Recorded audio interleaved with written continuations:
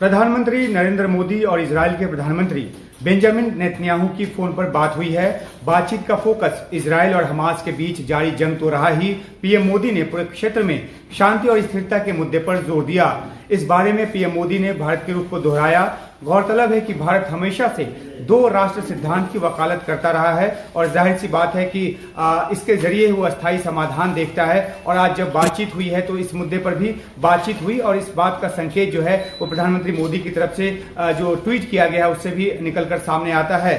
इस बातचीत में पीएम मोदी ने युद्ध का खामियाजा भुगत रहे लोगों तक मानवीय सहायता पर भी जोर दिया।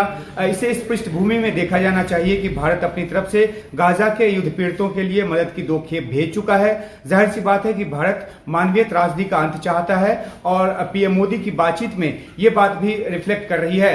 दोनों प्रधानमंत्रियों के बीच की बातचीत में एक बहुत ही अहम बात ये रही कि दोनों ही प्रधानमंत्रियों ने समुद्री सुरक्षा के मुद्दे पर जोर दिया। खासतौर पे जिस तरह से लाल सागर में हुती विद्रोहियों की तरफ से जो मालवाहक जहाज हैं उनको निशाना बनाया जा रहा है, उनको कब्जे में लिया जा रहा है, वह पूरी दुनिया की अर्थव्यवस्था के लिए खतरे की बात है और इस बात को सभी समझते हैं। कई कंपनियों ने लाल सागर के रास्ते तेल जैसी चीजों की ढुलाई जो है वो बंद कर दी है और नतीजा ये हुआ है कि इससे तेल की कीमत में इजाफा हुआ है और जो चीजें जो है वो ज्यादा महंगी हो सकती हैं।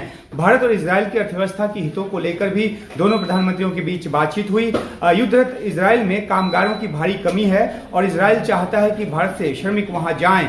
पीएम नेतन्याहू ने अपनी तरफ से इस बात का भी जिक्र किया जब ये बातचीत हुई फोन पर। तो गौरतलब है कि इजराइल में निर्माण सहित कई क्षेत्रों में कामगारों की जरूरत है और मई में ही भारत से तकरीबन 40,000 श्रमिकों के आने का एक समझौता दोनों देशों के बीच हुआ था। लेकिन युद्ध की वजह से जब वहां से लोग यानी कि इजराइल से लोग निकल रहे हैं, बाहर इजराइल छोड़ रहे हैं, तो ऐसे में भारत से कितने श्रमिक वहां जाते हैं ये देखने की बात होगी। पिछले कुछ वर्षों में इजराइल और भारत की दोस्ती जो है वो एक नई ऊंचाई पर गई है और नेतन्याहू ने इस बात को लेकर प्रधानमंत्री मोदी का धन्यवाद किया कि आतंकवाद के मुद्दे पर जिस तरह से भारत जो है लगातार इजराइल की सहायता कर रहा है, सपोर्ट कर रहा है, इसको लेकर उन्होंने भारत के पीएम की सराहना भी की है।